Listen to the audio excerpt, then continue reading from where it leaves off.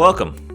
In this quick vid, we'll tell you about influencers and how to use them in Caseware AnalyticsAI. Influencers are accounts that you want to target when running an analysis for AnalyticsAI. So if you're auditing a company in the retail space, you may want to target sales accounts, or a manufacturing company, this target could be inventory accounts.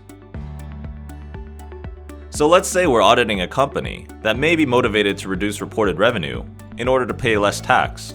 You could add an influencer percentage to sales accounts so that it'll be emphasized during the analysis. Based on your familiarity with the client, you may consider sales accounts 10% more important than all other accounts. If you consider the account to be a higher risk, you can enter a higher percentage. For clarification, you can also enter a note.